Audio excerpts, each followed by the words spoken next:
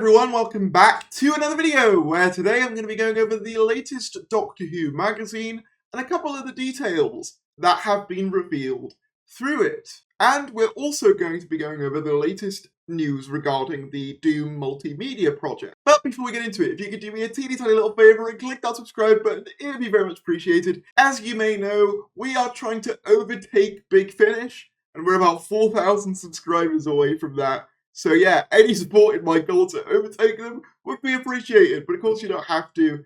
It just really helps out the channel if you do subscribe, algorithm, all that lovely stuff. Anyway, let's get right into it. So yes, here it is, Doctor Who Magazine, issue 591. We can see here the cover, which I focused on in a previous video. It looks very, very nice. We get a little introduction from Marcus as usual, and then we get a write-up on the 360th titles, The Star Beast, Wild Blue Yonder, and The Giggle, followed up by a segment on Jonathan Groff, as well as Indira Varma's recent castings in Doctor Who Series 14. However, the big thing that I want to focus on, first of all, is the letter from the showrunner segment. I won't read the whole thing, but essentially, Russell T Davies goes over the details of deciding upon the titles for the 360th episodes, as well as the marketing campaign for the teasers, as well as Eurovision and all of that. He mentions how the word redacted and how the code 7A89B8 corresponds to the hex code for the Wild Blue Yonder colour, and the clues lead to an MP3 song,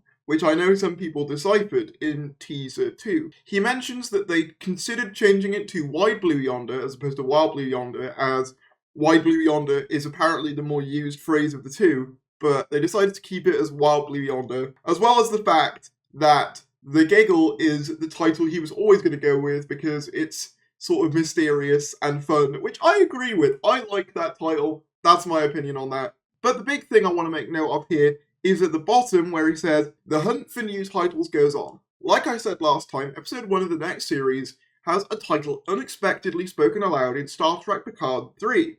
Another episode has had 3 titles so far, and still hasn't quite settled. One title contained the word sixpence until the entire plot about the sixpence was cut.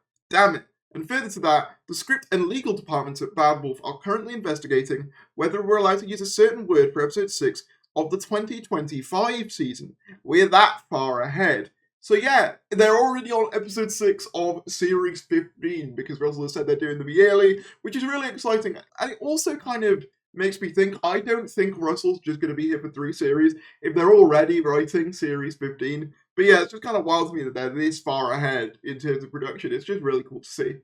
Then we get Scott Hancock on the production diary. Now, there's a couple of interesting notes I want to make here. The first one being that on Tuesday, the 18th of April, he says it's the 14th Doctor's birthday today, and coincidentally, David Tennant returns to Cardiff to shoot. So I assume this is for the Blue Peter thing that we saw a while back and explains why Georgia Tennant had him in his 14 costume and a piece of birthday cake. So in case you're wondering, that's probably what that was for. The next thing I want to mention is what he says about the 19th of April, where he says, "It's a triple shoot day as Julianne Robinson wrapped up on Block 3, David Tennant continues his publicity material for the specials, and Ben Chessel kicks off filming on Block 4. With Jinx Monsoon's announcement, what isn't announced is that Jinx's first day on set teams her with an unexpected name from the Tom Baker era."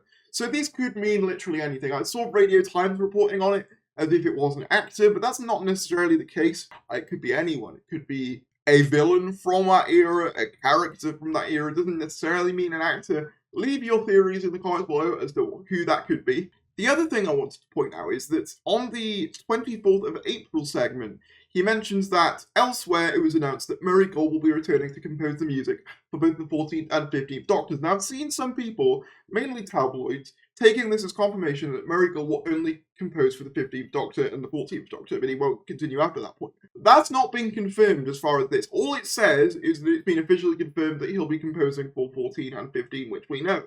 There's no mention of him leaving after 15, as I've seen some people suggest, so I'm not really sure where that came from. That seems to just sort of come out of nowhere. Then we get to the Railway Pride section, so this segment will be talking all about the LGBTQ+ characters in Doctor Who over the years, and first of all, we get a little write-up from Russell T Davies about Yasmin Finney. And I just think this quote here is really nice. "We're looking for good actors. That's the most fundamental line. Good acting, gay, straight, in between, whatever. The actor we choose has to be good. the only thing that matters. I find myself at the heart of a web of my own making, okay? Discussing the rights and wrongs of casting, especially when it comes to LGBTQ plus roles. And it's an evolving thing. My stance changes over the years. As I learn more and more, my opinions change, like they're meant to. When I express a preference for casting gay actors in gay roles, some critic will hold up Queer as Folk in 1999 and say, but you cast straight men in that. Yes, I say, and I owe them everything for their bravery allowed me to move forwards. But more significantly, that was 24 years ago. Do you still think it's the same as 24 years ago? And then they stick their dummies back in their mouths, and I think, oh, you do. The joy of casting like this is in making my own experience richer, and I hope the viewers too. That's what's brilliant about working with Yasmin Finney. Through contact with her, I've witnessed her ideals, her politics, her family, her fights, her triumphs, her life in this world. A life I might have never known. It's a journey and a joy. I love it, and I hope I can do more.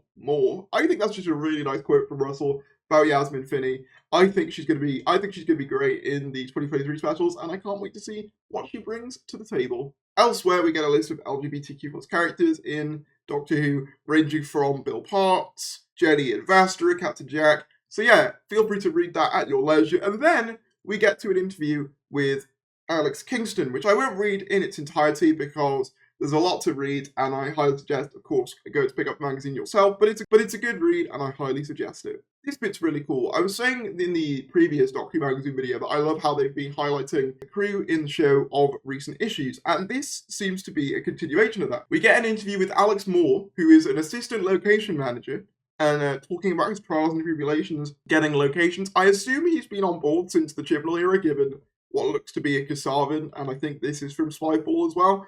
And he also apparently did the Joe Grant box set location. And yeah, it's just a nice read. We then get the 5th and 6th Doctor polls, and I will say, I'll tell you what the results are.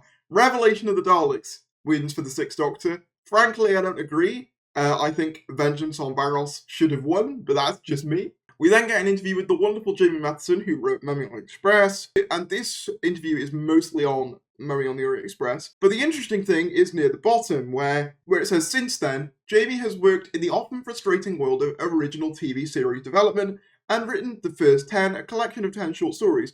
Of course, we can't resist asking how Jamie would respond if comeback king Russell T Davies were to phone him tomorrow. I would love to write for Who again, he says without missing a beat. It's a great sandbox, a great institution. I've always got more ideas. Russell should give me a ring if he wants more dystopias and apparent recurring deaths for all companions. Yeah, so I personally would love a Jamie Matheson return to Doctor Who. Obviously he did Oxygen, Flatline, Mummy on the Orient Express. His track record is impeccable. So yeah, personally I would love him to come back to Doctor Who under Russell. I think that would be amazing. Obviously I'm skipping a bunch of things, but the next thing we had that I wanted to highlight was the next installment in Liberation of the Daleks, the ongoing 14th Doctor comic. This is basically just a continuation from the previous issue. We learn more about what the Daleks' whole deal is, because obviously in previous issues it's been established that they can't seem to kill the Doctor or really impact the world too heavily, and they basically give us more context as to that, as well as the whole arena of, fake Dalek things. It's a very fun read. I hope that at some point, once it's all out, to read it all again in order, so I can kind of piece together the story more myself, because obviously there's so long between installments that sometimes I forget what happened in the previous issue, but nonetheless, I've been enjoying it a lot. And that about wraps up the things I wanted to cover. Obviously, we get a sort of hint towards the next issue featuring Doomsday, Master of Monsters, Fantastic Voyages, how you rank the Ninth Doctor adventures, and then yeah, we see Caves of Androzani won the 5th Doctor poll, which fair, but then Revelation of the Daleks for 6, I honestly think it should have been Vengeance, but that's my opinion. And then, just to finalise, we had some more details of the Doomsday Event on the Doctor Who website. It starts apparently 5th of June.